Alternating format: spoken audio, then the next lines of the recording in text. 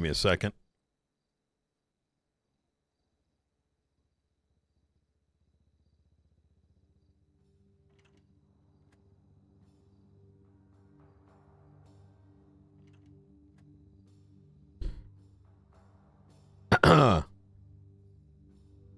It's going to be May 20th, 2026, 6:18 p.m. Eastern Standard Time. I'm going to be Director Brian Knight. Call sign 0495.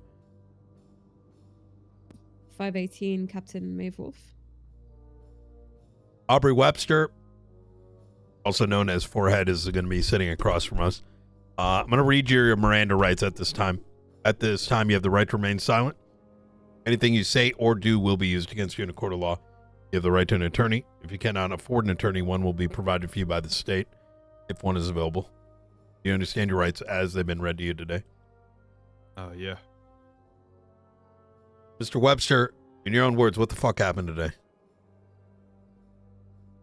Well, I woke up, I had my breakfast, I then walked out my house, walked down the pavement towards Little Seoul, got in my car, I then went to Senior Buns and I got food, I then got back in my car, then drove my car down the road, back towards Lucky Plucker. And I hopped out and I was speaking to the homies for a little while, you know what I'm saying, discussing stuff. I hopped back in my car, drove around a little bit, you know, just sightseeing, on a drive, listened to some music. I went back to the Lucky Plucker. I spoke to the homies again, discussing business. I then got back in my car, drove around, went back to Senior Buns, went inside the fridge, grabbed me another meal, walked back outside, got in my car, drove back to the Lucky Plucker, spoke to my homies,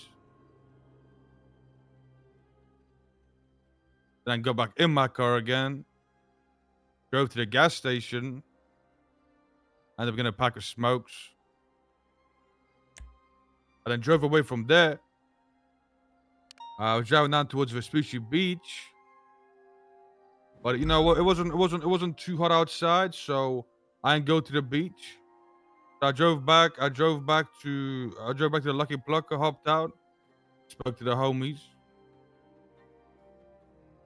I then got back in my car, drove towards the jewelry store because I left something behind over there, so I went and checked.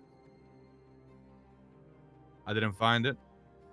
Then I drove went for the south side, you know what I'm saying? I went sightseeing. I went down to the Manor Block. I looked at what's going on down there. Nice environment. Did you know a house is blown up down there, by the way? I don't know if you know that, but I drove by that house. It's a sad side. Then went back to Senior Buns. Grabbed another meal. Let's fast forward to Mirror Park. You gotta be more you gotta ask me what did I do today, right? What did you do today? I was describing the whole day. Mirror Park. Cool. What happened at Mirror Park today? Mirror Park, what happened? Park. You want to like go for everything one more time, or you just want the Mirror Park part? No, I think the rest of it, I understand. You talk with your homies and you eat like, food. You want to carry on from like where I left off, or do you want to just skip to Mirror Park? You know what? Go ahead. Go ahead. I'm good by that. You sure? Yeah. I got a meal in front of me right now. All right. So Like a good story. I can just start over one more time, just in case like you might have forgotten. Please go ahead. So I woke up. I have more time than breakfast. you do. Keep that in mind. I woke up, I had breakfast. I walked down the pavement. I then got in my car. I then went to Senior Buns and grabbed me a meal. And ate the meal. Then came back to the block. I hopped out. I then spoke to the homies. You sure you don't want to skip to like the Mirror Park part? I can skip No, that no, if no. you want. Don't. Every detail, I'm good by that. Okay. No, no problem. Anyway, I then got back in my car. I drove down. Went sightseeing. I then went to Senior Buns yet again. Grabbed another meal because I was hungry. And I always be hungry. I think I got worms or something. But anyway, ate again. Went back to the block. Spoke to the dogs. You know what I'm saying? For like 10 minutes. I got back in my car. I then went to the convenience store at 24/7, got me a pack of smokes. I then went back to the block. I then, what do you call it? It's a lot to remember, dog. I got bad memory. You know what I'm saying? So I might have missed some things I did that day. I then got, and then, what did I do after that? You guys remember what I did? I said it before. I forgot what I did. You need to start from the beginning to From the beginning? recall your memories. That's fine by me. Okay, let's see. Woke up, I had breakfast. I went to the Lucky Plucker, I grabbed my car. I went to Senior Buns. Grabbed some food. You know, I just skipped to the Mirror Park. Yeah, I'll skip today. You know what I mean? Sure. I'll just skip that. Save us both some time here because I don't remember now. Okay. What happened at Mirror Park? I don't remember. Okay. Maybe I can jog your memory. There's a shootout at Mirror Park. You remember that?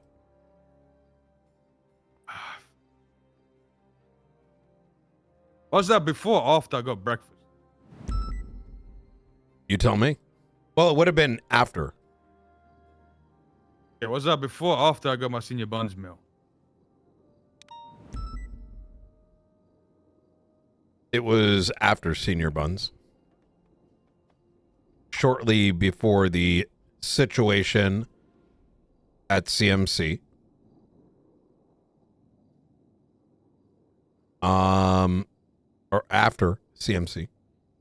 After CMC, Michael's house. I mean, of course, after Michael's house, the situation in Polito.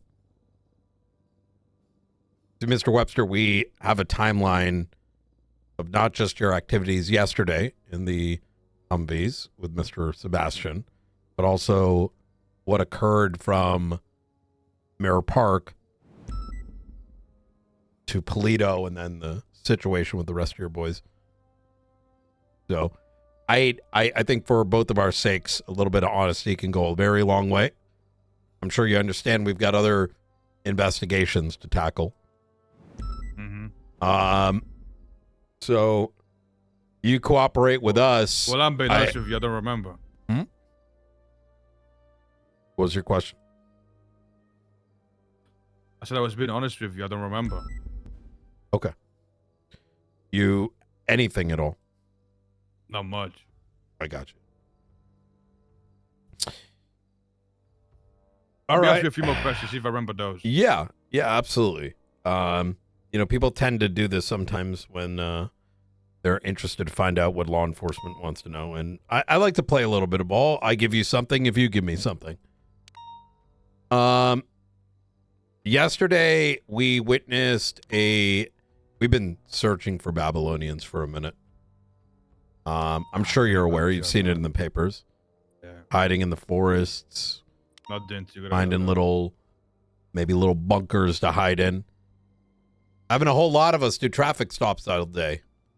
And we witnessed, I think it was 3 Humvees off Vinewood Boulevard. We started to track it, unknown exactly who or what that was about, but caught our eye. Obviously, we're not opposed to pulling over others that are, breaking little traffic infractions. It's how we're catching most of them, to be honest. Mm-hmm. And we noticed your Humvees stop over at the Richmond Hotel. So like, probably nothing. Curious who it is.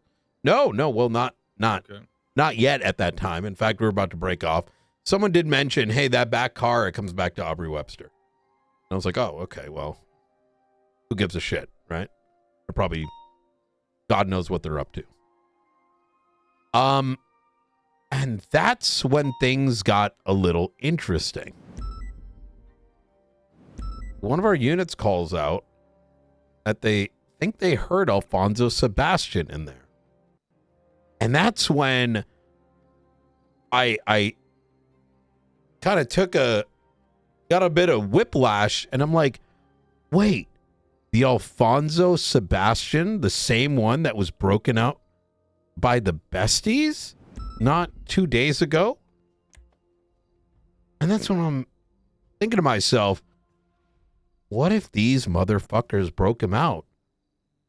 Why did they break him out to begin with? It's a question that's been running through my mind for a little bit of time. Maeve, do you have the report on that by any chance? Maybe if I search prison. The breakout. Yeah. 1 second.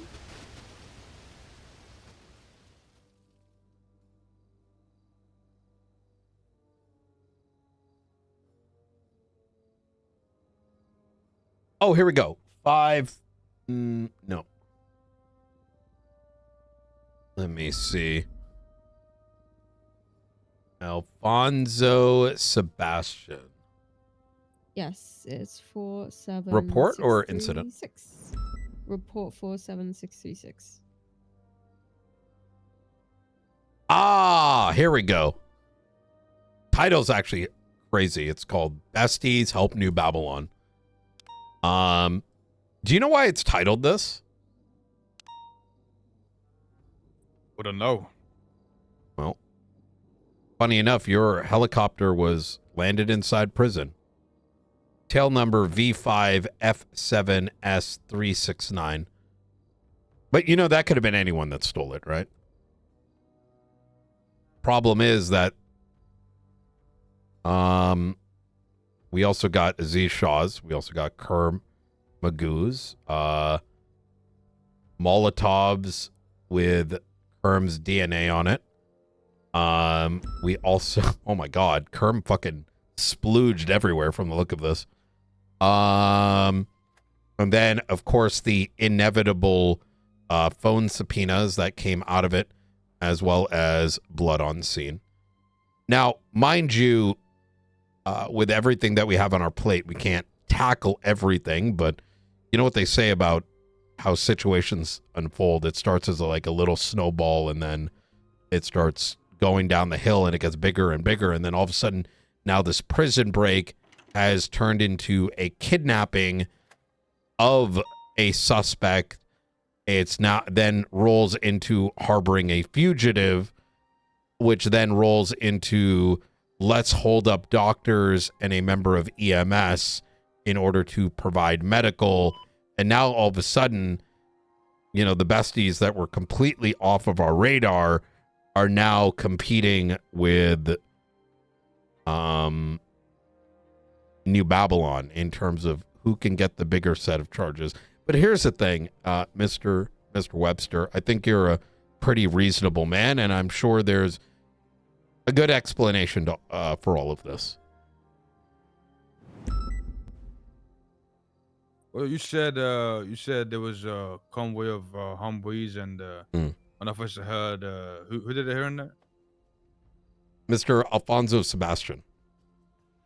Ever crossed your mind that maybe, like, you know, these officers have been looking so hard and no success that they're hearing what they want to hear and not actually what they're hearing?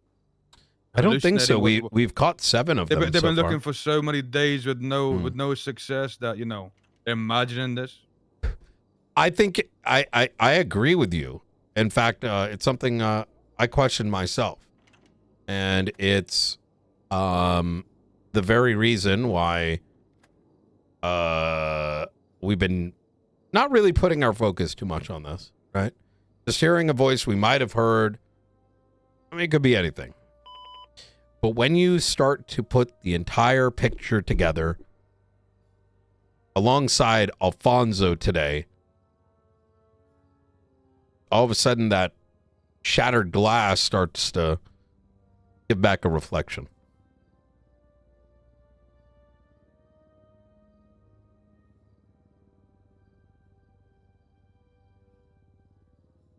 So what's the reflection say? I think you know exactly what it says there, Mr. Webster. I just got done painting the picture for you. I'm pretty bad at imagining. Could you like describe the reflection to me? Sure. In this reflection, Mr. Webster admits to some of these crimes and says, Knight, you know what? You got bigger fish to fry. What are we talking in terms of charges? I'll tell you what you need to know. And then we negotiate. You know, I actually tried to negotiate. It didn't need to come down to this. We were kind of down bad today. And I don't mean just in terms of units, but man, oh man, it was, hey, the radio was a bit off today, wasn't it? Yeah. Tired, exhausted voices. I knew that, you know, whom I believe to be Ming had Alfonso up on a roof while your body was over in Polito. I actually called Ming prior to that, Larry, and I said, hey, y'all take Forehead. Give us Alfonso. Let's get a medical. We'll deal with y'all another time. Warrants can go out. He said he knew nothing. He said the same thing. I tried to give an offer. I'm reasonable. I can't take on the entire world. And that's when, you know, your radio channel popped up and they're like, guys, I don't know what to do. Let's go. I'm about to shoot a cop down here. They don't know I'm behind him. And then the plan about going down. So, oh yeah, we were on your radio for 40 minutes. I forgot about that bit. You know what they say? Leader goes down, everything goes sideways. Trust me, I understand. So does Maeve. Yeah.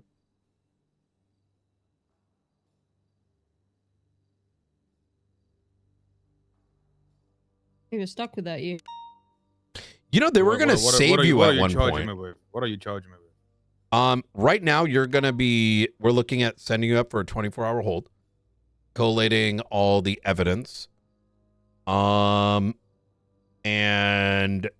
if we get all the evidence before that 24 hours elapses, we will present you the full set of charges. Now, in terms of what's happening, right now you're facing harboring a fugitive and or kidnapping, which I'm really curious about, right? What the state of Alfonso is, because either way is kind of crazy, right? Because either you're harboring a wanted multi-level hag individual, or the alternative is that he was kidnapped. You broke him out, and which I think is more reasonable. You broke his ass out because there's a long-standing feud between you and New Babylon, and you did what you needed to do with him, whatever that might be. But that removes the harboring a fugitive, but the problem became when EMS was forced to give medical. And now we're looking at something along the lines of, what's the charge again, Maeve? I'm a little cooked. Harboring a fugitive? No, the situation with EMS. With the EMS, medical neutrality. Yes. Something like that. Well, there's a little bit worse than that too, because we have to also consider, is this a case of human trafficking? I'll read the charge for you, just real quick.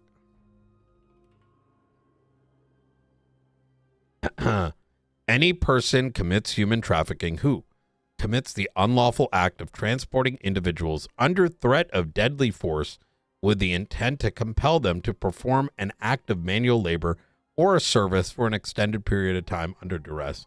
I mean, look, these are all the things that we need to kind of evaluate here, right? But like I said, we'll figure out what the appropriate set of charges are, and we'll go from there. Sounds good. Sounds good. Oh, hey, by the way, Did you put the thing up his ass, or did one of the others? Jesus. I don't touch it with us. Okay. Well, one of your boys did. What was he the one with the tracker that went to Alfonso's? Oh yeah. Oh.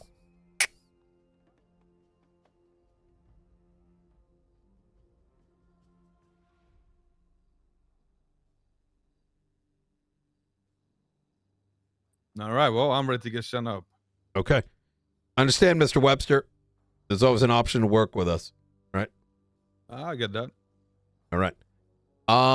We will go ahead and end the recording here at 6:39 p.m. Eastern Standard Time.